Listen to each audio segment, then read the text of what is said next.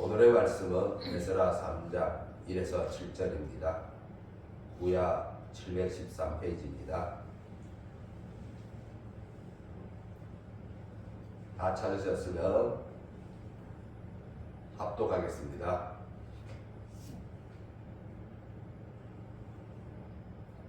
읽겠습니다.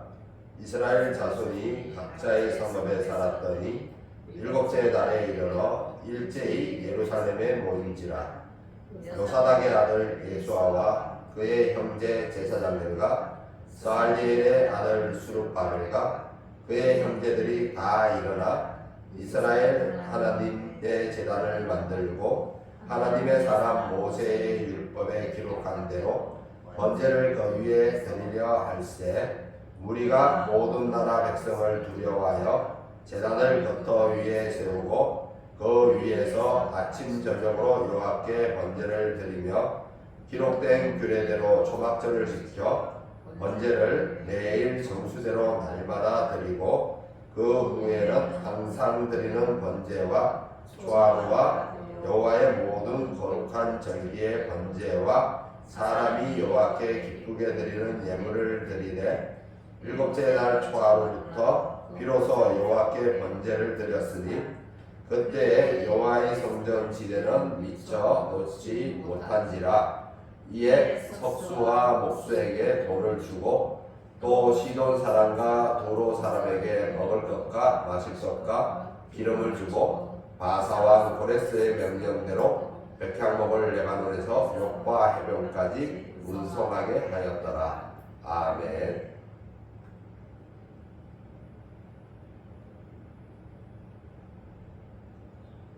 오늘의 말씀은 회복의 걸음입니다.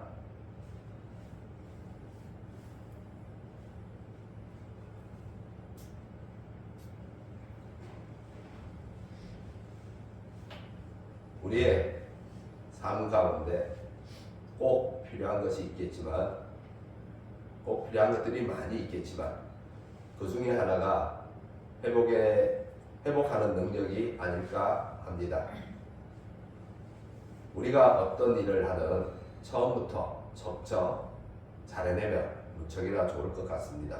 그러나 대부분의 사람들은 처음부터 잘하기가 쉽지 않고 많은 사람들이 잘못과 실패를 통해 배워갑니다. 이 과정 가운데 나에게 기회가 다시 주어지고 또 그 기회를 다시 잡을 수 있는 회복의 능력이 필요한데, 실패의 트라우마 가운데 두려움에 사로잡혀 있다면 다시 주어진 기회를 잡는다는 것은 쉽지가 않겠죠. 신앙에 있어서도 우리는 잘못과 실패를 할 수가 있으며 오랜 기간 하나님을 떠나 있던 삶을 살기도 합니다. 우리의 연약함으로 인해 우리의 신앙생활은 항상 똑바른 직선과 같은 길을 걷는다기보다는 가는 길을 멈춰서서 지금까지 지나온 길을 이렇게 뒤돌아보면 왼쪽으로 휘고 오른쪽으로 휘어 있을 것이며, 또 길 경계선 밖으로 신앙의 발자국이 왼쪽에도 찍혀 있을 것이며 오른쪽에도 찍혀 있을 겁니다. 이러한 우리를 가리켜 이사야는 우리가 다 양 같아서 그렇다 행하여 각기 제 길로 간다라고 하여 잘못하고 실패하는 우리의 연약한 모습을 지적하면서, 또 한편으로는 이러한 우리에게 회복의 능력을 심어주시려고 하시는 하나님의 은혜가 어떠한지를 우리에게 말해주는데, 여호와께서는 우리 모두의 재앙을 예수님에게 담당시키셨다라고 하고 있습니다.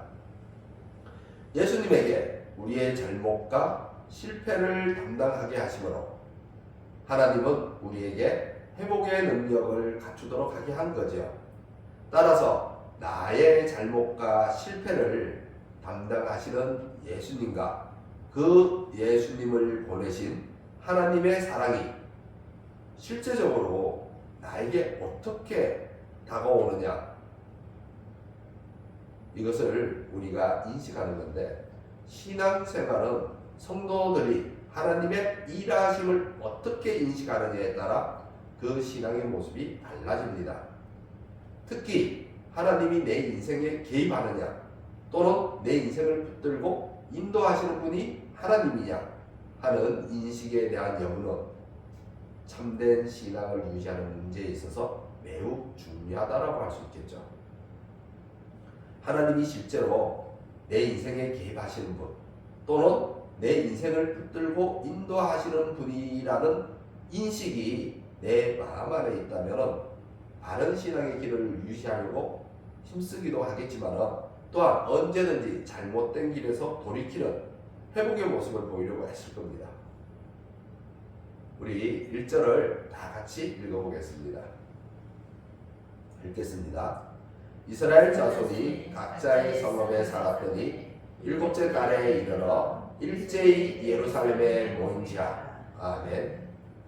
예루살렘을 수도로 하는 남유다는 바벨론에 의해 멸망된 후 많은 유대인들이 포로로 끌려갔었죠.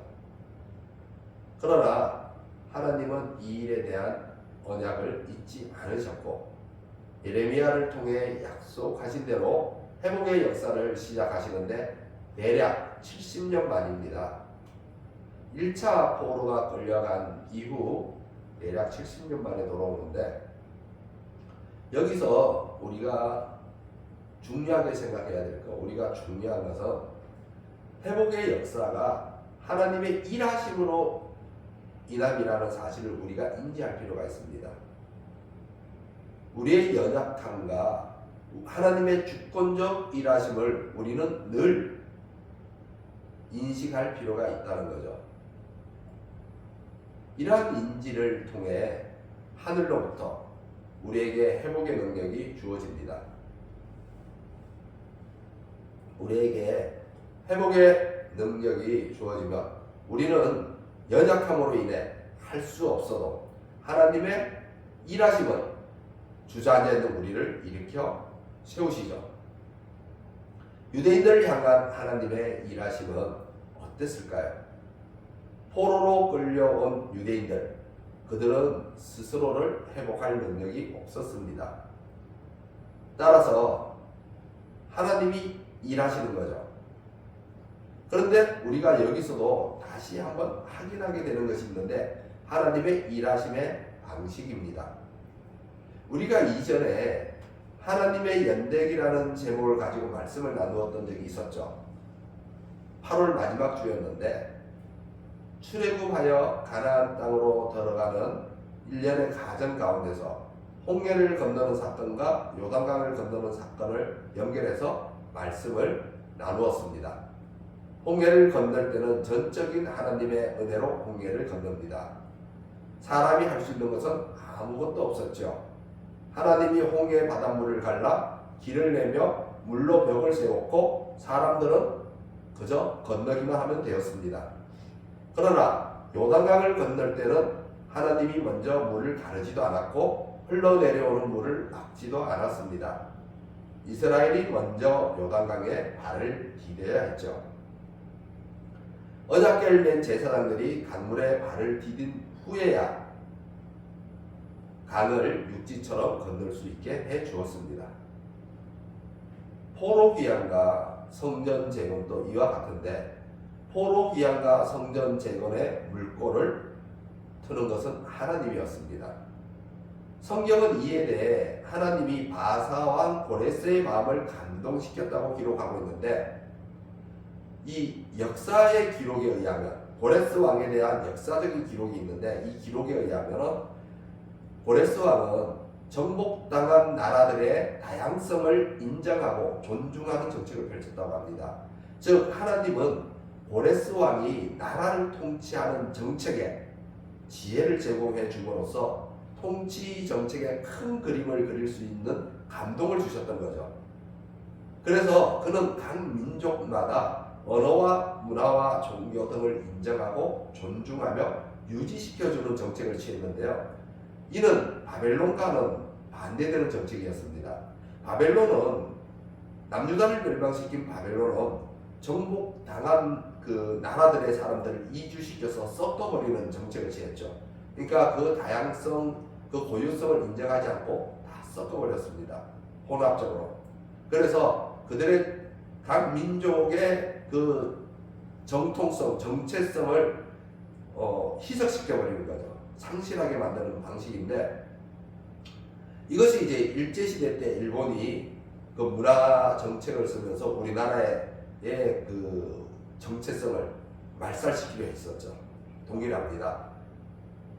그렇게 섞어버린 정책을 통해서 민족의 정체성을 약화시키고 종교에 있어서는 바벨론이 믿는 신을 숭배하게 하므로 바벨론 중심으로 하나로 묶으려고 했는데, 하나님은 이 바사왕 고레스를 통해서 이러한 바벨론을 무너뜨리고, 그리고 고레스의 정책을 통해서 바로 그들의 고유성, 정체성을 인정하고 그들의 종교를 섬길 수 있게 만든 거죠. 이렇게 하나님이 바사왕 고레스의 마음을 감동시키므로 먼저 포로 기한과 성전 재건의 물꼬를 열었고, 그러면 그 다음은 예루살렘으로의 귀향과 성전 재건을 위한 길에 내 발을 올려놓아야 합니다. 그 길 위에 서야죠.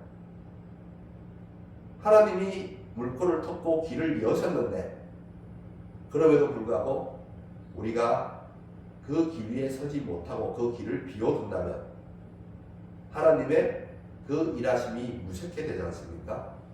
우리는 하나님과 함께 가야 됩니다. 하나님이 역시 우리에게도 그 구원의 길을 여셨고, 그렇다면 우리는 우리에게 펼쳐주신 그 구원의 길을, 그 길 위에 우리가 올라서서 애써 힘써서 나아가야 합니다.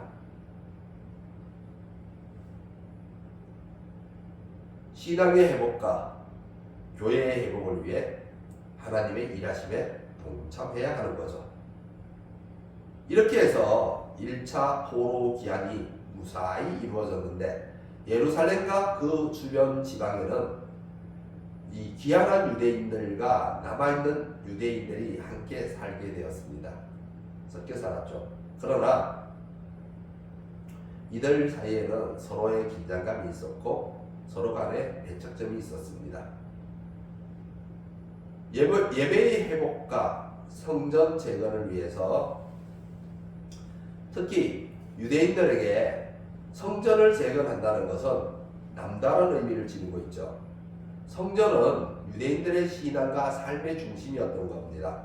즉 유대 공동체의 중심이었으며 신앙 공동체의 형성과 결집이었습니다. 이게 회복이었던 거죠. 유대 신앙 공동체의 회복이었던 겁니다. 유대인들은 이러한 회복에 대한 갈망이 있었죠. 그러므로 성전 재건의 시작을 언제 하느냐 하는 건데, 이러한 바람은 일곱째 달에 일제히 예루살렘에 모이는 것을 계기로 하여 이루어지게 됩니다. 오늘 우리가 읽은 1절의 말씀처럼요. 이제 1절의 말씀처럼 예루살렘에 모여서 일제히 모여서 함으로써 이제 그 성전 재건의 실마리를 풀어가는데, 유대인들에게 있어서 일곱째 달은 거룩한 달로서, 일곱째 달 1일은 나팔절이죠. 나팔을 불어서 성회로 모이는 날입니다. 요 레이기에 나와 있습니다. 나와 있고 모이는 날이고, 10일은 속죄일로 성회로 모여서 스스로를 괴롭게 하고 속죄하는 날이며, 15일은 초막절로 또한 성회로 모이는 날이며, 출애굽한 후 이스라엘이 초막에서 거주한 것을 기념하는 날입니다.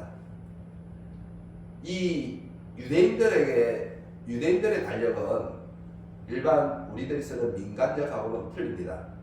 대략 7월, 지금 7월 7째 달이라고 해서 7월인데, 여러분 민간적으로는 1월쯤 해당됩니다.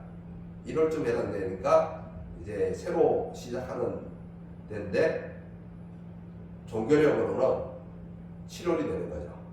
이때가 이제 초막절이면서 또 뭐가 있냐면 수장절이 있습니다.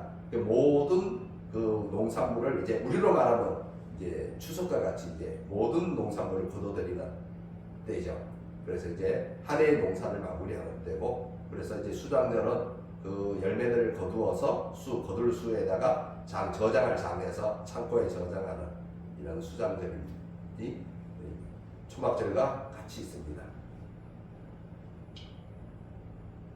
따라서 유대인들은 이 일곱째 날에 성회로 모였던 거죠. 일제의 날입니다. 그들은 회복의 날을 기대하면서 예배의 회복과 성전 재건의 시작을 기대했고 유대 신앙 공동체의 회복을 기대했습니다. 그러한 바람을 가진 그들이 성회로 모이는 날에 일제히 모였던 거죠. 모두가 하나가 되어 하나님 앞에 성회로 나왔습니다. 이렇게 회복의 첫 걸음은 성회로 모이는 날에 일제히 모이는 데서부터 시작합니다. 즉 하나님께 예배를 드리는 날, 그러니까 주일과 같은 날, 이 예배를 드리는 날에 일제히 모여야 하는 거죠. 예배에 대한 자발적인 참여, 자발적인 순종으로 말입니다. 하나님 앞에 모두가 하나처럼 나와야 하는데, 이것이 오늘날 무너져가는 교회의 현실에 이 회복을 꿈꾼다면, 또 교회 공동체가 견실하게 세워지기를 바란다면 우선적으로 해야 할 일은 예배의 날에 일제히 예수님에게로 모여야 합니다. 하나님 앞에 하나가 되어 예수님에게로 나와야 하는 거죠. 예배를 드리고 찬양을 하기 위해서는, 하나님과 소통하는 날이 되기 위해서는, 주님과 사귀기 위해서는 하나가 되어서 예수님에게 모여야 하는 겁니다. 주일에 예배를 빼고 다른 볼일을 보러 간다거나 또는 레저 활동이나 여행이나 그 외에도 또 예배 외에 다른 모임을 위해서 예배를 빠진다는 것은 회복을 꿈꾸는 성도와는 거리가 멀게 됩니다. 도리어 침체의 늪에 빠지게 되는데, 신앙의 침체가 일어나게 되고 신앙 공동체의 침체가 일어나게 되는 거죠. 따라서 모여야 합니다. 예배는 모든 성도가 하나님 앞에서 모든 성도가 하나가 되어 예수님에게 모이는 겁니다. 예배는 그렇게 시작합니다. 2절에서부터 4절까지 읽어보겠습니다.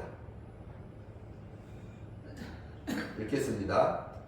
요사닥의 아들 예수아와 그의 형제 제사장들과 스알디엘의 아들 수룹바벨과 그의 형제들이 다 일어나 이스라엘 하나님의 제단을 만들고 하나님의 사람 모세의 율법에 기록한 대로 번제를 그 위에 드리려 할세, 무리가 모든 나라 백성을 두려워하여 제단을 깃터 위에 세우고 그 위에서 아침 저녁으로 여호와께 번제를 드리며 기록된 규례대로 초막절을 지켜 번제를 매일 정수대로 날마다 드리고. 아멘.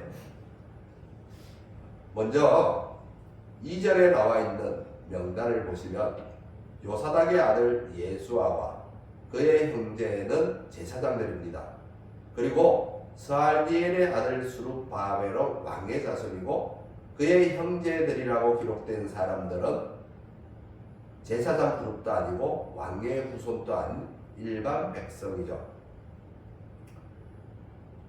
그리고 2절 중간을 보시면 다 일어나라고 하여 모두가 하나가 되어 제단을 만들고 제사를 드리는 일에 참여를 하려 하고 있습니다. 제사장으로부터 또 왕의 후손으로부터 일반 백성까지 모두가, 그러니까 목사로부터 일반 성도까지 모두가 하나님 앞에서 하나가 되어 다 일어나 다 같이 예배를 준비하고 예배를 드리는 겁니다. 예배를 준비하고 예배를 드리는 일에 있어서는 예외가 없죠. 신분의 높고 낮음과 관계없이, 맡은 직책이 무엇인지에 관계없이 모두가 예배의 날에 예수님에게 모여 예배를 준비하고 예배를 드려야 하는 거죠. 하나님 앞에서 다 일어나는 겁니다. 그 이유는 교회의 주인은 하나님이시고 우리를 구원하러 오신 예수 그리스도가 교회의 머리이기 때문에, 즉 우리는 예수 그리스도에게로 모여든 하나님의 언약의 성도이죠. 예수 그리스도에게로 모여든 성도 여러분은 예수 그리스도 때문에 하나님에 대한 즐거움이 흘러넘치고 하나님을 향하여 예배할 수 있게 되는 거죠. 이로써 회복이 일어나는데 공동체 전체에서 일어나는 겁니다. 제사장이라고 예외가 될 수 없고 왕의 후손이라고 예외가 될 수 없는 거죠. 이는 회복의 두 번째 걸음입니다.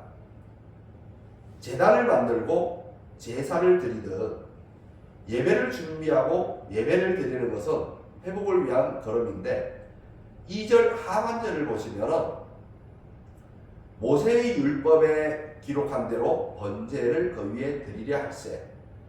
모세의 율법에 기록한 대로라고 합니다. 즉 하나님의 말씀으로 예배를 준비하는 겁니다. 하나님의 말씀이 무엇인지를 모르는 상태에서 예배를 한다는 것은 영과 진리로 드리는 예배가 될 수 없겠죠. 이에 대해 예수님은 아버지께 참되게 예배하는 자들은 영과 진리로 예배할 때가 온다고 하였습니다. 아버지께 참되게 예배하는 자들 말입니다. 그리고 그때가 곧 이때라 라고 하였는데, 목사와 성도가 다 일어나 하나가 되어 말씀으로 제단을 만들고 영과 진리로 말씀의 제단 위에서 예배를 드리는 때, 나 자신을 산제물로 드리는 때입니다. 이를 위해서 목사는 열심히 선포될 말씀을 준비하고 성도는 열심히 그 말씀을 받아먹기 위해 마찬가지로 말씀으로 준비하는데, 그 기본에는 성경 읽기가 있습니다. 단성에서 말씀이 선포될 때 또는 말씀을 함께 찾아 읽을 때 성경 읽기가 잘 안 된 성도는 쉽게 따라올 수가 없으며, 또한 나의 심령이 부드럽게 말씀을 받아들이기가 힘듭니다. 성경 읽기가 잘 된 분들은 이 성경의 말씀이 어느 정도 나를 촉촉히 적시고 있기 때문에, 내 마음을 적시고 있기 때문에 단상에서 선포되는 말씀이 이렇게 부드러운 마음으로 받아들여지는데, 이 촉촉히 젖어 있지 않고 이 딱딱하게 굳어있는 이 마음에 말씀을 선포해도 그냥 말씀이 튀길 뿐이죠. 따라서 이 말씀으로 예배의 제단을 준비하지 아니하면 우리가 하나님께 진정으로 드리는 예배가 될 수 없는 거죠. 그러므로 말씀으로 예배의 제단을 준비할 때 진리는 심령을 살찌울 수 있는 영의 양식이 되는 것이고, 그러한 중에 예배는 하나님과의 교제 가운데 영의 양식을 나누는 시간이 되는 겁니다.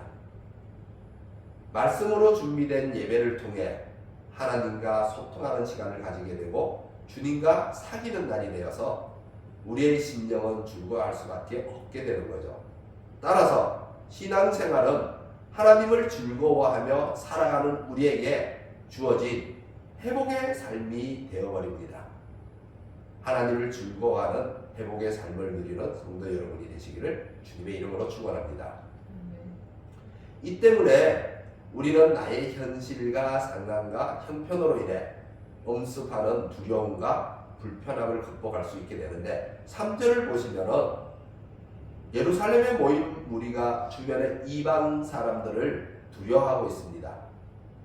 이는 이방 사람들이 예전과 같이 유대인들이 여호와 신앙 공동체로 모이는 것을 좋아하지 않았기 때문에, 그들의 방해와 위협에 대한 두려움이 있었던 거죠. 그들 이 귀환한 유대인들 앞에 주어진 현실, 상황, 형편이 그들을 두렵게 만든 거죠. 그럼에도 예루살렘에 모인 무리는 어떻게 했다고요? 아침 저녁으로 하나님께 예배를 드렸습니다. 그들의 현실과 상황과 형편을 극복하고 예배를 회복하는 거죠. 회복의 발걸음을 딛고 나가는 겁니다.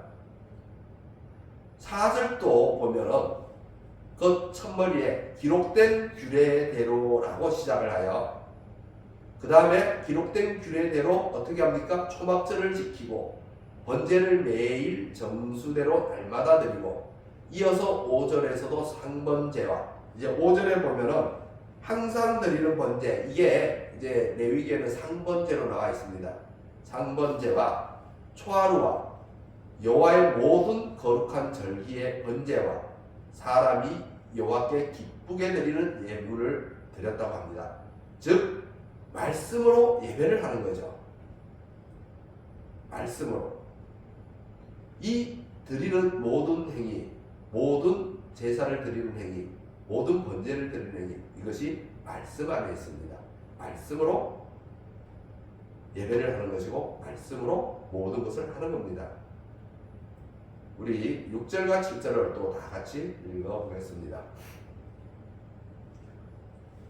읽겠습니다. 일곱째 날 초하루부터 비로소 여호와께 번제를 드렸으나 그때 여호와의 성전 지대를 미쳐 놓지 못한지라.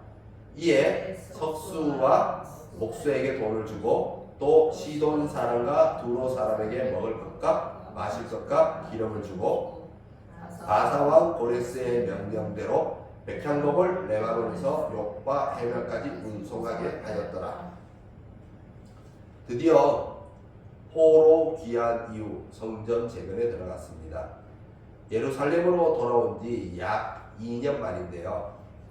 2년 2개월 정도 되는데요.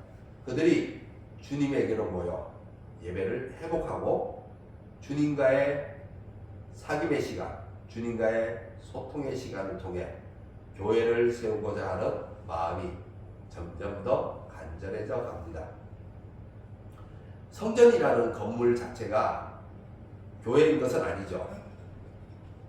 성전이라는 건물 자체가 교회일 수는 없지만, 그러나 지금 우리가 오늘날 이 교회의 이 건물가 유대인들이 생각하는 성전은 좀 의미가 다릅니다. 그래서 유대인들의 성전을 오늘날 교회 건물로 1:1 매치를 시키면 조금 그 의미가 빗나갈 수가 있습니다. 왜냐하면 유대인들이 이 성전에 갖는 그 의미, 그 상징성이 있는데요. 이 유대인들이 성전에 갖는 상징성에 비추어 본다면 유대인들이 성전을 재건한다는 것은 곧 유대 신앙 공동체, 즉 교회를 재건한다는 의미를 담고 있기 때문에 성전을 세운다는 것 자체가 교회를 세운다는 의미가 있습니다. 유대인들은 성전을 중심으로 신앙과 삶이 형성되어 있기 때문입니다.